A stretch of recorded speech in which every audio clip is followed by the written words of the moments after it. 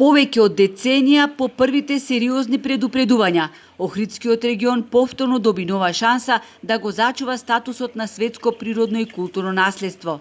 УНЕСКО одлучи да не го впише на листата на светско наследство во опасност, но пред Македонија постави нов рок од 5 години за целосно исполнување на препораките што се провлекуваат од 2019 година, кога за прв пат Охрид се соочи со опасноста да биде ставен на листата на загрозени подрачја.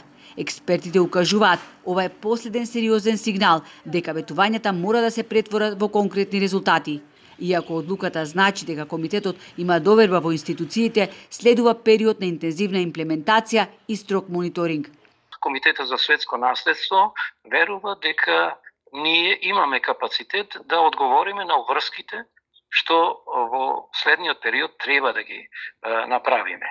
Она што е важно е дека сите сме сложни и ги имаме детектирано проблемите со кои што се соочува регионот, но сега следи период на имплементација. Она што значи 5 години не е бил лист на хартија, туку едноставно работна временска рамка во која што ќе има многу извештаи, многу контроли и се разбира многу работа. Предизвиците остануваат исти: управување со крајбрежјето, отпадните води и депониите, дивоградбите, просторното планирање и координација меѓу сите надлежни институции.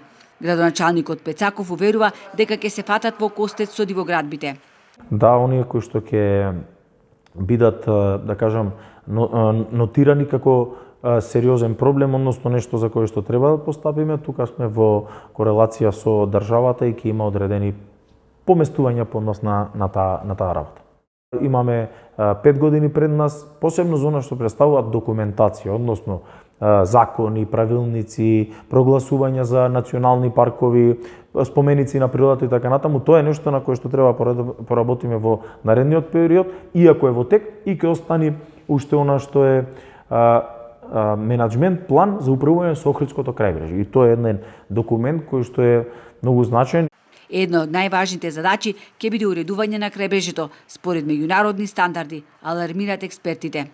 Треба да има точни правила околу уредувањето на плажите, бидејќи тоа е поврзано со планирањето на просторот, така што Агенцијата за планирање на просторот треба час поскоро да изготви детални планови за тоа плажите да бидат поголем дел уредени, сите плажи да бидат уредени според правилата на УНЕСКО, значи да бидат изградени од природни материјали, а сите оние нестандардни плажи или оние објекти што веќе се останати на крајбрежјето го наградуваат просторот, треба секако да се отстранат.